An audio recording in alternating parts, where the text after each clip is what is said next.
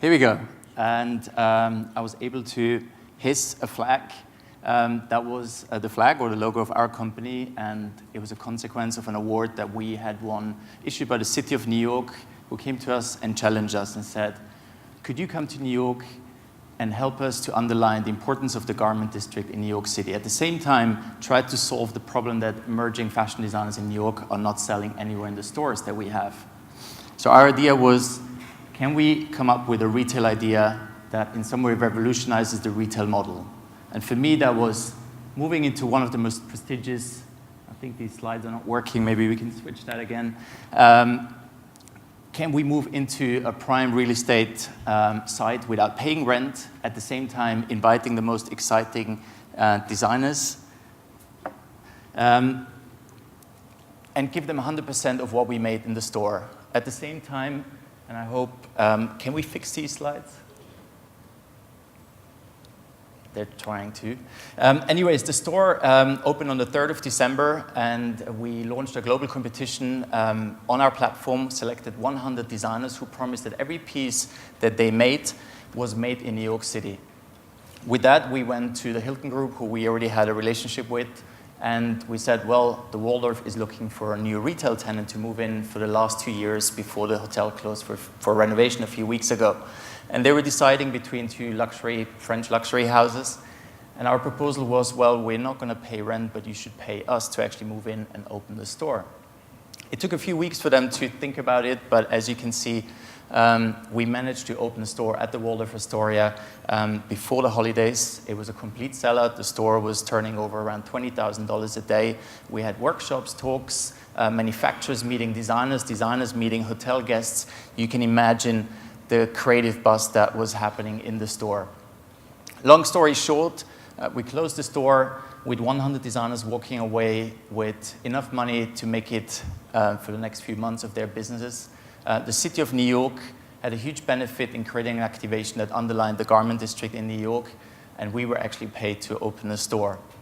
But I think the important thing here was that we almost flipped around the retail model and managed to open a store based on completely opposite principles. And I think this sums up the community that I created 8 years ago, a platform that initially I wanted to create because I couldn't understand why emerging fashion designers or artists or artisans did not have a vitrine in the internet. So a simple idea of just bringing thousands of designers onto one platform so that editors like Susie, but everyone else could interact with designers was almost a must for me. And that was how I started the company. However, the long-term goal was not to help designers purely on a charitable basis, but for me it was a long-term vision of creating a community that would become a think tank. The world's outsourced creative director that now houses about 25,000 designers on our platform. They come from 150 countries, and they're fed to us through 200 partnering universities around the world. And the goal for me was more than creating this internet platform. For me, it was really about disrupting the three main pillars of luxury: manufacturing, showcasing, and retailing. And we started with retailing. In 2009, we were the first marketplace that launched and gave most of our designers the option to sell directly to the consumer. I couldn't understand why designers were telling me that they were taking in or taking home 5% of the final retail price, because the costs for an emerging designer to take a product from their studio through to the showrooms, to Paris Fashion Week, through trade shows was so expensive. And through our platform, they were able to sell, 70% went into their pockets, 30 in ours. And we're just about to relaunch the platform in a few weeks, where we reduce our commission to 10%. So designers will be able to take 90% home, as you, as a consumer, can then say, I actually invested in an emerging brand, and you can pick from which country those designers are coming from. But I didn't leave it at that. I actually wanted to also go into the bricks and mortar sector and actually try if we could translate our digital platform into the offline environment. Apologies for the slides not working. Here we go. Not far from here, a few years ago, we were invited to hear and listen to a fantastic project I know you went to see on Saturday in the Dubai Design District. And to do so, 2 years ago, they challenged us again and said, well, we need to tell the global creative community about the project that we're having here, which is basically building a new creative capital. And they challenged us and said, could you build the store of all stores that brings the most amount of designers to Dubai and shows them how creative we can be and what a great platform Dubai can be. We opened an airport-size pop-up store. I think it was one of the biggest in the world. And you can imagine we were given carte blanche to do whatever we wanted, and therefore we brought 400 designers with us from all around the world. 50% of these designers were actually coming from the MENA region, but we had 3D printers there, we had manufacturing, we had a digital corner, concerts, workshops, talks. The store had 21,000 people visiting the store in its opening weekend. You can imagine turnovers were higher than $30,000 a day. Again, with the majority being given to designers. Again, us being paid to open the store, and the Dubai Design District and the wider Dubai community, so Dubai as a city profited from this activation happening in their own city.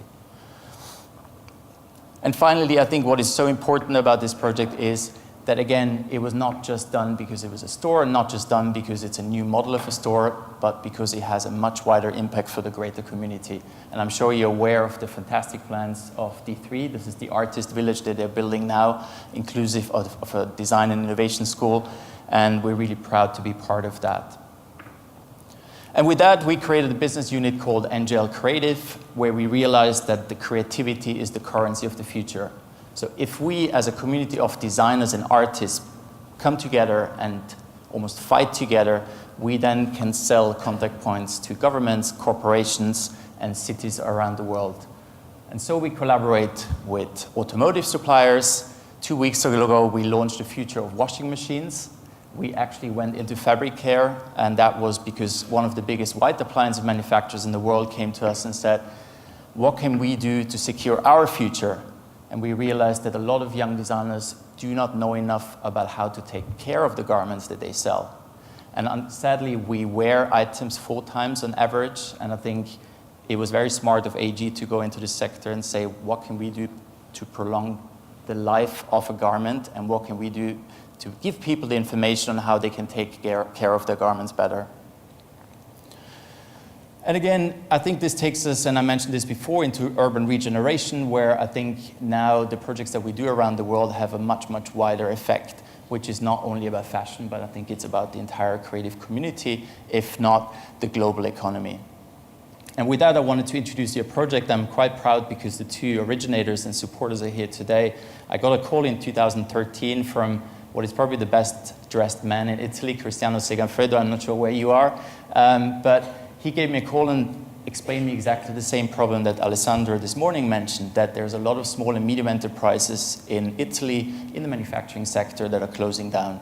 And the bigger problem for the wider community is that we're losing out on culture, we're losing out on expertise, we're losing out on values and on culture. And he challenged me and said, well, what can we do with your creative community to help these manufacturers grow? Quite naively, in 2013, I said, well, the best thing will be to fly at least 100 designers per year to Italy and pair them with 100 manufacturers. Quite an ambitious goal, because all of our projects never charge money from designers, so I needed the money to actually fly these designers to Italy, pay their hotels and their flight tickets.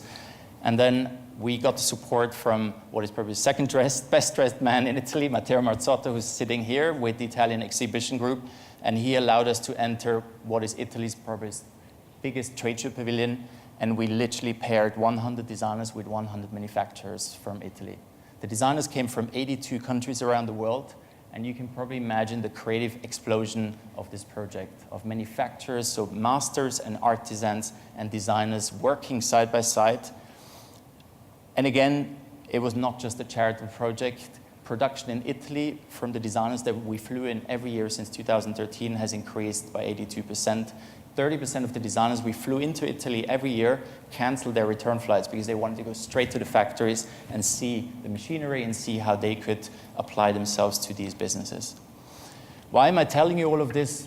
I think because I want to show you that it is possible to change. And I think also want to show that mindful luxury is not only a theory, but it is really about making it happen. Design can really grow in the bleakest and most far-flung corners of the world.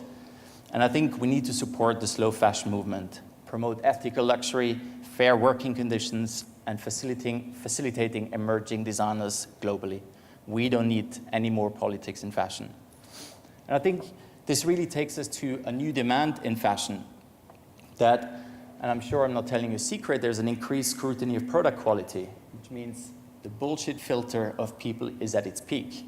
The marketing buzz that people are talking about, the brands, the overuse of words like authenticity and craftsmanship and made there and there and there, I think people can see through that.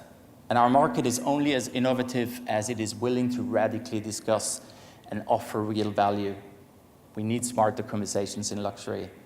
And I strongly believe that currently the strongest players in luxury are independent brands and emerging designers. The activations that I showed you before, alongside so many other interesting events that are happening around the world, I think at the moment they account about to 1% of global sales in luxury. But I keep on meeting CEOs of leading retailers, and they keep on telling me that that number will increase to 30% in the next couple of years. If you still don't believe me, we did a survey with 25,000 designers on our platform, asking them what they would hope or think we should incorporate in our new website that will launch soon. And we asked them, how do you sell right now? What is your preferred and what is your most profitable way of selling? 91% of them said we are selling direct. They're selling through platforms like ours, they're selling through Instagram, they're selling through Shopify. We then flipped the question around and said, how many of you will still flock down to Paris Fashion Week, do the trade shows, the showrooms, the wholesale circus? Only 16% said that will be a viable sales channel for them in the future. The number one reason was it is a waste of time. That is what designers kept on telling us. So independent brands can choose at each stage of their business new schedules, new systems, new communications that facilitate real value experiences and honest and less wasteful supply chains. And with that, we have to look at how does the company of the future look like and how does it compare to the company of the past? Business of the past have not placed individuals and the greater good first. The linear economies have run out of road and they will run out of resources too. And markets such as luxury, I'm afraid to say, have been set to grow and grow and have been completely deregulated since the Industrial Revolution. And they are now antiquated and selfish. And I'm strongly convinced that this century will be about winding down the unsustainable businesses of the 20th century and creating new, more sustainable business for the 21st century. And we spread this message, which we have packaged into a campaign called Authentic Radicalism. And all of our workshops, where we invite hundreds of designers and live stream our workshops all around the world, not only in fashion capitals, but also in Maidan Square in Ukraine, or we go to Beirut, we go to smaller countries around the world and spread this message of how the future business plan for designers will look like. So how does this business of the future look like? Entrepreneurs will stop exploiting finite resources. Instead, they will be driven by innovation, responding to the customer as a collaborator. Think of our business. Our customers are our designers. We don't charge them, but we couldn't run our business without them. They feed the content, the images that you see, the videos. This comes from our collaborators, but they're at the same time our customers. Firms of the future will work within circular economies. They will be agile and not static. They will be circular, not linear. They will be open source and not closed source. And most importantly, the firm of the future is a consumer of its own product, living and exemplifying the lifestyle of your own brand. The analogy here is, if you own a dog food business, you should be so authentic to actually eat that dog food. Now, I'm not saying that is something that you can translate in the luxury industry, although I think I've spent a fortune on expensive dog food for my dogs. But I think this is important, where a brand can really show authenticity if it stands up for the products that they're selling. And with that comes a new delivery. We had fantastic talks this morning from Sophie and other people about the digital channels. And I don't have to tell you that they leveled the playing field, but it is not about social media anymore. I think in some way, digital and technology will shoot us back by 100 years, but it will shoot us back to the future as well. In some way, we're creating a system where the artisan and the maker can communicate and sell directly to the consumer, which is something that we had 100 years ago. And in some way, we forgot that. But now the maker can sit in Oman and the consumer can be in London. And again, I think I want to underline that data is the new oil. Whether you like it or you don't, you will have to accept that data will be able to innovate your business. And I'm not saying, as you probably saw from our examples, digital, or how so many people call it, the internet, will not erase or eliminate your bricks and mortar stores. It will not replace the pen and pencil you use to design your clothes. But I think what it will do, it will give you a potential to innovate your business across all sectors inside your structure. And we, for example, use digital to live stream over 40 graduate shows from around the world every year, so that students can find a job sooner, so that editors from Condé Nast can actually see the designers that are showing in New Zealand or in China. We also help fashion awards, in this case, one of the most prestigious design awards that was completely focused on fashion capitals. In one go, we helped them to expand into 37 new countries with one go and a minimum of expenses. And that really takes me to one of my favorite topics, which is something we call the decentralization of creative capitals. Independent designers now tell us they can work from anywhere. They no longer rely on fashion city centers. They no longer rely on fashion councils. They no longer rely on fashion weeks. And suddenly the game is changing. With a good idea and a laptop and a shipping center, perhaps an airport, a brand can engage and inspire globally.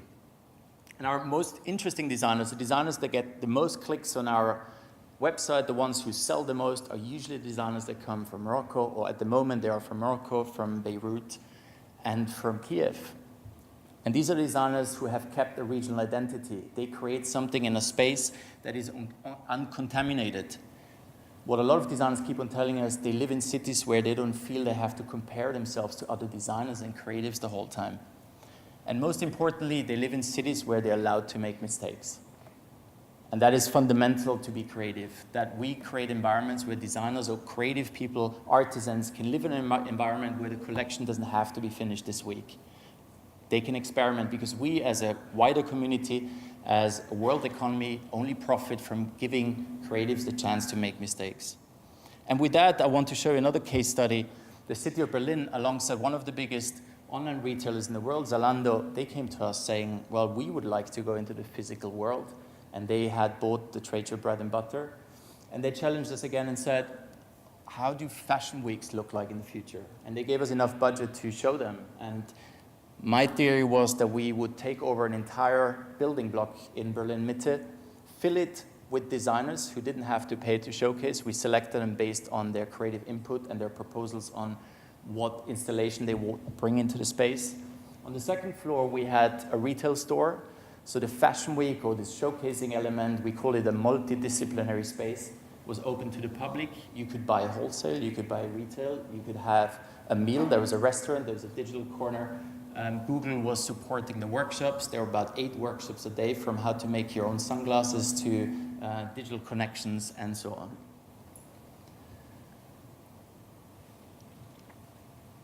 And I think, again, the city of Berlin profited because it was a community event. It had more people coming to the space than the actual fashion week in Berlin.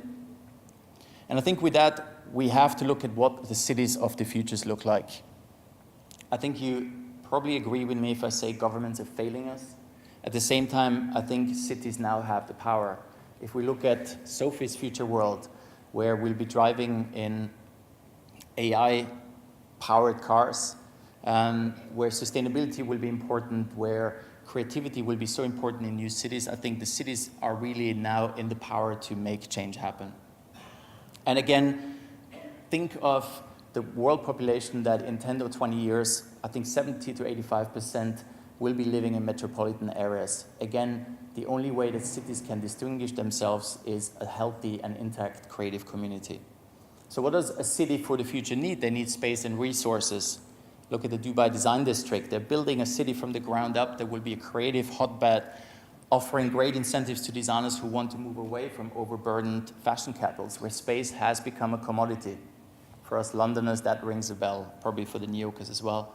My Silk Road to Oman started in the West, actually in the deserts of Palm Springs. A few of our designers invited me to come to a new trade show that they created. So there was 30 denim designers, and they said, we're sick of going to New York or Vegas for the trade shows. So what they came up with is they collected the 30 best denim designers from California, rented a motel in a mining town, brought 10 of their favorite motorcycle brands, food trucks and a few bands, and they created an event that Friday was open to trade only, and Saturday and Sunday was an open festival. It was like a movie scene out of a Steve McQueen film, and all of the designers again said they sold more than actually going to the actual fashion weeks. I could tell you the same thing about a city that I visited last week, which is Detroit, and I was blown away what is happening there. I gave a lecture at the College for Creative Studies, which is the university that produces the most amount of interior designers for cars. Now, what this school realized is that as we're going away from driven cars, or human-driven cars, towards AI-driven cars, the experience in cars will change. But the talent that they have in Detroit, in leatherwork, in metalwork, can be applied to fashion luxury. So they created a fashion luxury BA course in the university. And imagine it is a 13-story tall building that was used by General Motors before. And what the school did is you come into the building, on the ground floor they have an elementary school. On the second floor there's a high school. On floors 3, 4, and 5, Shinola Detroit moved in. Their entire production, from e-commerce to manufacturing, is in a school building. And then from floors 8 to 13 you have a university. So the leather that Shinola doesn't use is being sent up, and the graduates that finish school, they're sent down and start working with Shinola. Again, I could mention you so many more examples of cities where we can see in our community where designers are moving to: Athens, Warsaw, Rome, the list goes on. But I think one of the biggest projects that I briefly wanted to mention is Los Angeles. We opened an office there in October as we were invited by Mayor Garcetti and his administration to look at what is happening in a city that is experiencing such a renaissance. A recent study found out there's about 23,000 manufacturers in downtown LA. Out of those, 12,000 are in the fashion and accessory sector. That is, you could put entertainment and music and a few other sectors together, you wouldn't reach these numbers in LA. So it is the biggest industry coming out of LA right now. And we're working on a project to basically bring all of the different activation that you've seen to LA in the next couple of years, to really underline the fact that LA at the moment has the manufacturing, has a high minimum wage that just went up to $12.50, and has the strictest EPA regulations in the world. That means by default, everything you manufacture in LA is sustainable. And I think that gives, especially that city, a huge opportunity.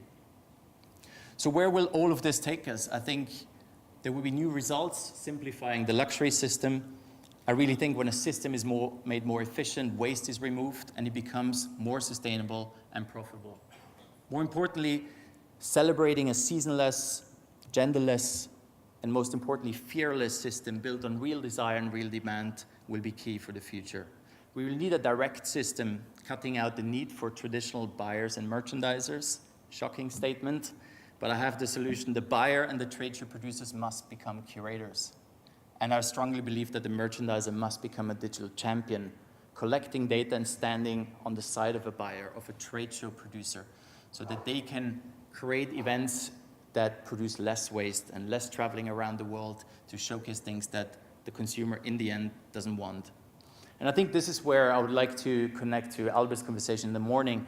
Fashion at the moment really starts with the finished product, and unfortunately the product life cycle in fashion ends when the consumer comes home with the bag and puts the bag on the floor. From then on, there's about 3 to 4 times that person will wear that garment. But we have not learned how to appreciate these garments, and that really starts at the very beginning of the thread, of the fabric that has been created, and we need to start being more transparent, and the only way to make people care will be to show or actually tell the full story. So Not Just a Label believes in authentic radicalism. I strongly believe that we're now in need of processes and products that centralize humans and their creativity. We require know-how, competence, deep connections, and a relationship with a contemporary and international outlook. That sounds like a lot of work probably, and like a black hole to so many people, but I think work shouldn't be easy, it should be rewarding. Our Authentic Radicalism campaign is aimed at helping you and our community to learn how to think and not what to think. So ladies and gentlemen, the train of innovation that Sophie was mentioning this morning has left the station quite a while ago, but thanks to Susan and her great team, I think this train has come to a stop in Oman, but I really suggest you better be on that train when it leaves on Friday morning, because changing the world It is not an option, it is an obligation, at least to try. Thank you very much.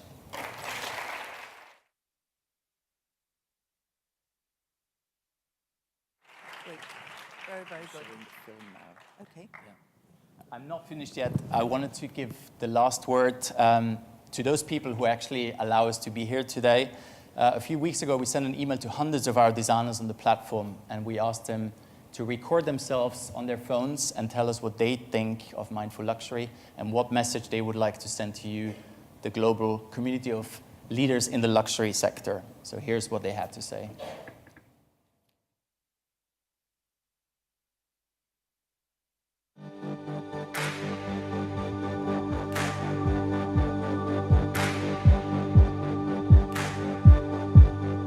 To me, is global creativity, newness, and craftsmanship. Choosing individuality and loving every stitch. It's about redefining clothing by creating empowering pieces. Is freedom to create. Something freed from the pollution of stereotypes, from any sort of explanation, and from labels of any kind. Possibility. For me, it's creative freedom with a purpose. It's minimalism with class, or do I do like a little bit of sparkle? Mindful luxury is to be able to shop online and experience feelings. To me, it's about soul of creators and soul of customers. A breath of fresh air. Is to appreciate unique made pieces that no one else owns and which highlight individuality. Mindful luxury to me is a story narrated by transparent design. Telling beautiful stories with beautiful, safe and everlasting materials. It's a form of activism. It's a way for consumers to demand change for their environment and transparency throughout the industry. It's about creating a more intimate, honest, and transparent consumer experience. For me, fashion should be slow, crafted and considered, something which becomes our legacy when we are dust. For us, it's sustainable quality and craft. It's that happy spot of knowing where your goods came from, how they were produced, and under what conditions. And also being aware of what you stand for as a brand. And empowering for all, from producers to users. Making innovative design accessible to everyone. It's being fearless in design and sustainable. Respect. It's about having an awareness and awe for something that takes time, skill, and patience. I believe that everything we dream, everything we touch, everything we wear has an energy that transcends the daily business of life. It's an experience that we create by putting our soul, our passion into it. Mindful luxury is to me putting love at the first place in everything that you do. Mindful luxury is something I practice every day. It's honesty. What gets us excited about the future of fashion is the potential of new materials to solve social and environmental problems facing the world today. I believe we can no longer afford to wear veils of indifference when it comes to our supply chain. It's going to be more and more ethical and environmentally friendly. Somehow it means the return of its own essence, the return of the dream, inspiration, the rebellion. The future of fashion is returning history with innovation and technology. The current fashion equilibrium will be broken with contributions from scientists and engineers. My main concern is that mindful or sustainable fashion should not be only affordable to a niche group. Mindful luxury to me means doing an honest job